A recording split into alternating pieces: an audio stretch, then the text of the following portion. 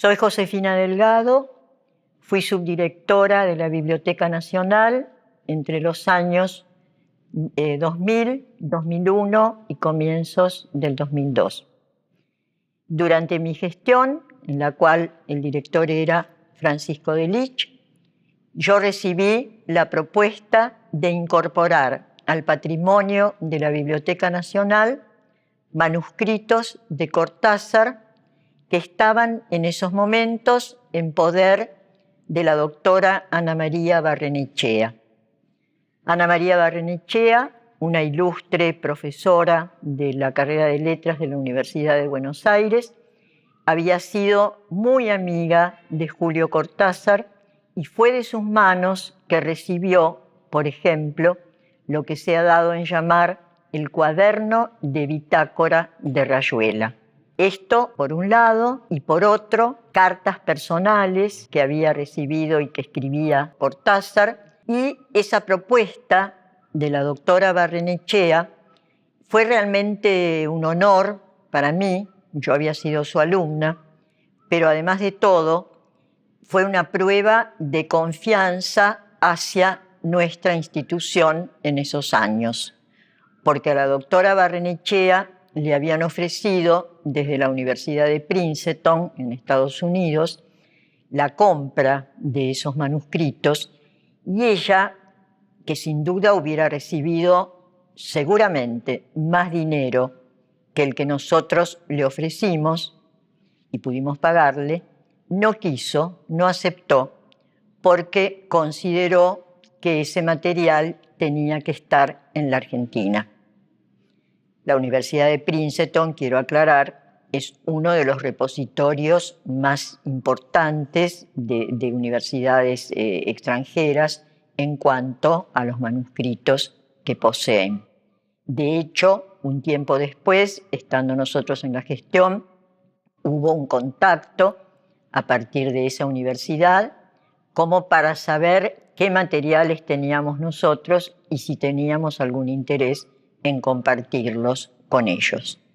La compra se hizo con todos los requisitos de la ley, es decir, no era una licitación en la medida en que nosotros éramos en esos momentos los únicos oferentes, y además sabíamos que la doctora Barrenechea era con nosotros que quería hacer esto, pero sin duda hubo que acordar una cifra, ¿no es cierto? Y esto tuvo que ser aprobado en el Congreso, porque en ese momento todo lo que la Biblioteca Nacional hacía en cuanto a presupuesto y a decisiones, había una ley que la vinculaba al Congreso.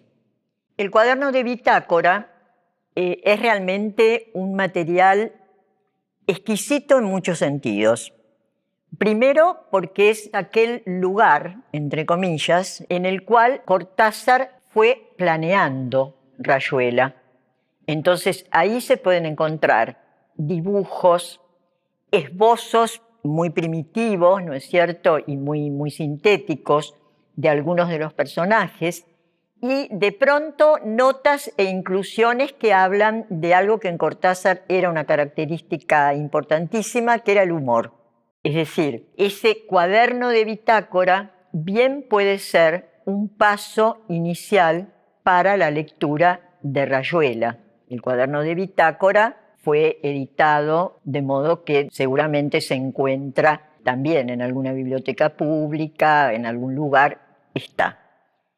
Es un material muy importante para la investigación. ¿Por qué? Hay toda una corriente de investigación en la literatura que es la genética del texto. Es decir, es una disciplina que la misma doctora Barrenechea impulsó. Ella estaba en los últimos años de su vida en una universidad norteamericana dando clases, y la genética del texto permite, a través de los manuscritos de las obras y eventualmente de posibles ediciones, pruebas de página, correcciones, todo lo demás, incorporar toda una especulación respecto de esa obra. De hecho, esto se basa en la teoría de un francés, Gérard Genette, que trabajó en principio con los manuscritos de Flaubert. Luego las cartas, que eso es algo que también fue adquirido.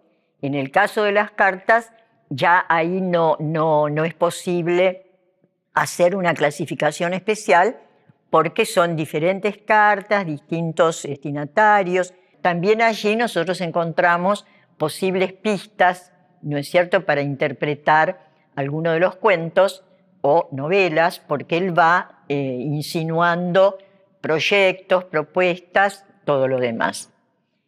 De modo que este material para la Biblioteca Nacional de Argentina significa realmente un tesoro, ¿no es cierto?, un tesoro patrimonial, porque además tenemos en esto la prueba de cómo uno de nuestros grandes escritores, Julio Cortázar, fue trabajando con una obra que hoy en día es universal.